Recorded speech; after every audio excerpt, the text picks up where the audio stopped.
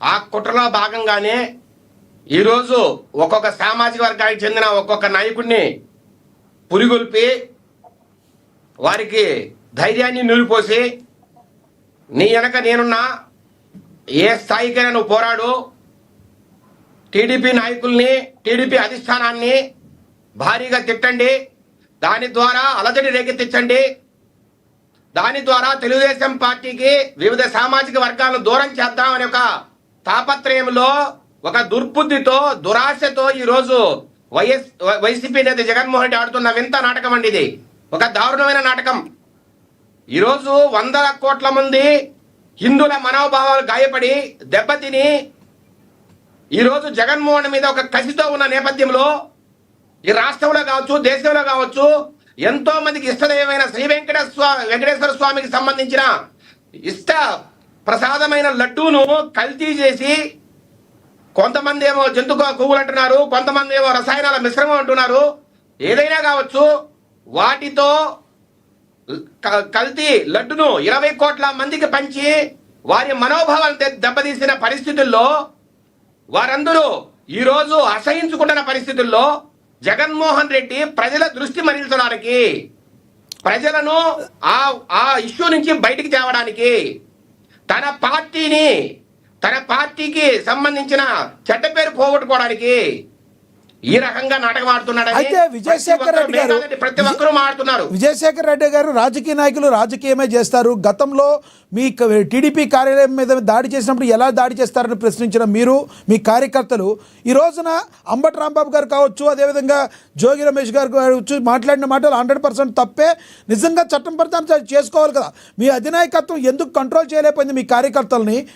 మరి జోగి రమేష్ గారు ఇంటికి నిప్పు పెట్టే ప్రయత్నం చేశారు టీడీపీ కార్యకర్తలు. లోపల ఉన్న ఆడవాళ్ళకి పిల్లలకి ఏదన్నా జరిగితే ఇది ప్రజాస్వామ్య బద్ధంగా చేయటం అంటారా? దీన్ని ఎందుకు కంట్రోల్ చేయలేకపోయింది టీడీపీ అధినాయకత్వం అంటే ఏం చెప్తారు మీరు?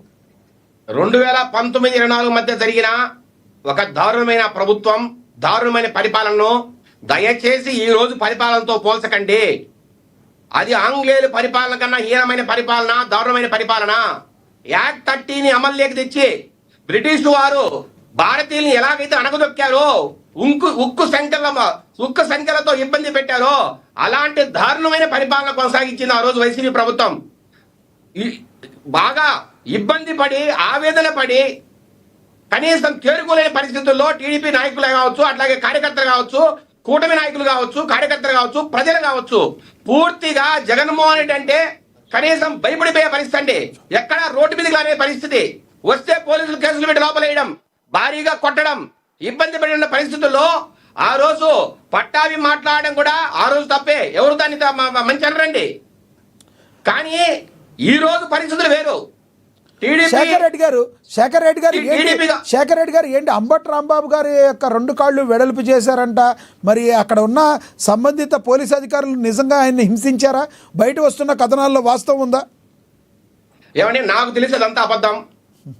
నిన్న ఆయన ఏదైతే దాడి జరిగిందని ఆయన వాంగ్మూలం ఇచ్చారు కదా, ఆయన మేజిస్ట్రేట్ ముందు వాంగ్మూలం. ఏమంటే వాళ్ళు తప్పుడు మాటలు మాట్లాడడం సిద్ధాస్తులు, అబద్ధాలు మాట్లాడడంలో సిద్ధాస్తులు, పొద్దున్న లేస్తే డ్రామాలు ఆడడం, అబద్ధాలు ఆడడం.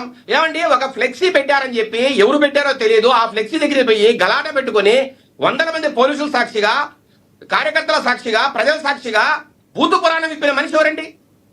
ఈరోజు 50 సంవత్సరాల రాజకీయ అనుభవం, ఈ దేశంలోనే అత్యంత గొప్ప రాజకీయ నాయకుల్లో ఒకరు, ఈ రాష్ట్రం కోసం తన జీవితాన్ని త్యాగం చేసిన వ్యక్తి, అత్యున్నత ప్రమాణ కోసం, విలువల కోసం బతికిన వ్యక్తి, ఏ రోజు మాట తూలని వ్యక్తి. అట్లాంటి చంద్రబాబు నాయుడు గారి మీద మీరు ఇంత అన్యాయంగా, అసహ్యంగా ఎలా మాట్లాడతారండి? ఒక్క నిమిషం. అంబటి రాంబాబు గారు మీరు అన్నట్టు ఏమన్నారో ఒకసారి ప్లే అవుతుంది చూద్దాం. ఒకసారి అంబటి రాంబాబు గారు బయట ప్లే చేయండి.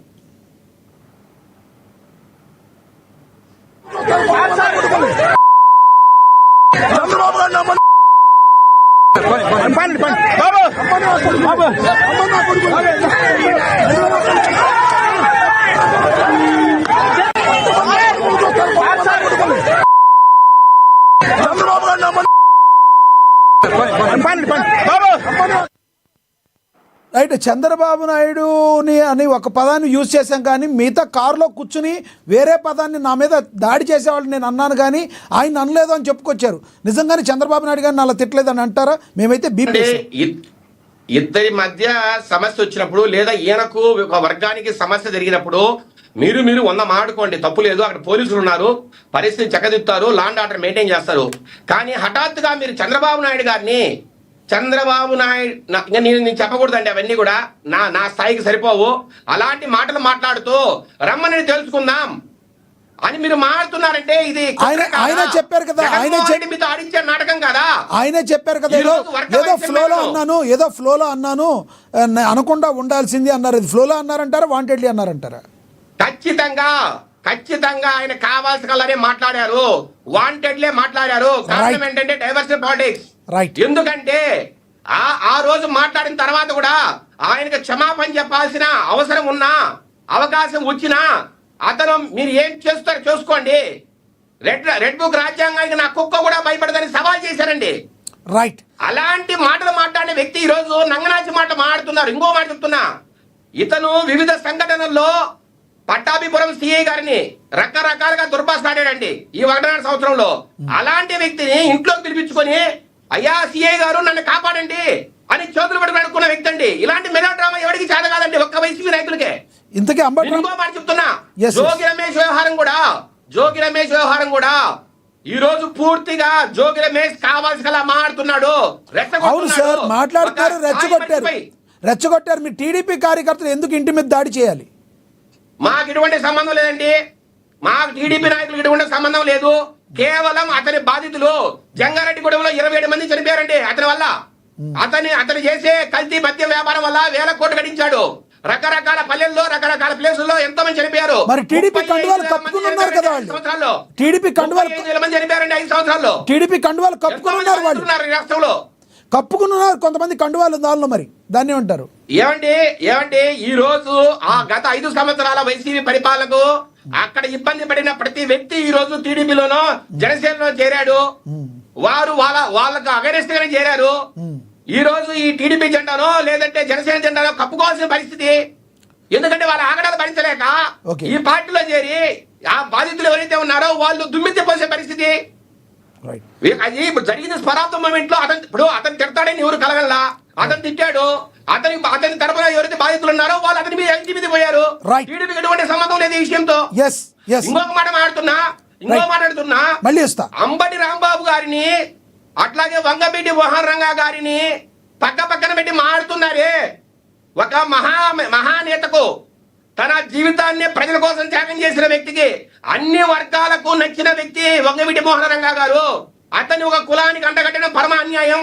అలాంటి వ్యక్తిని, ఇలాంటి పఫూన్ని పక్కన మాట్లాడుతున్నారంటే చాలా అన్యాయమైన పరిస్థితి. రైట్ సార్, మళ్ళీ మాట్లాడతాం మీతో.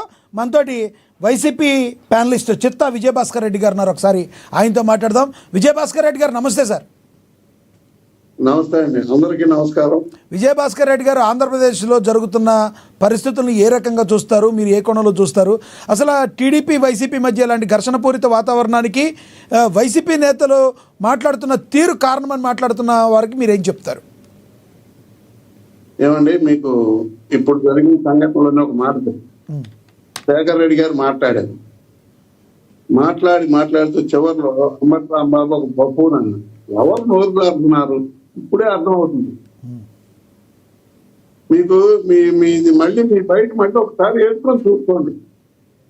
ఇప్పుడు తిట్టడం అనేది సబబు కాదు, అది తిట్లు అనేది పద్ధతి కాదు. సరే, ఇకపోతే లడ్డు వ్యవహారం మాట్లాడదామండి. తప్పులేదు.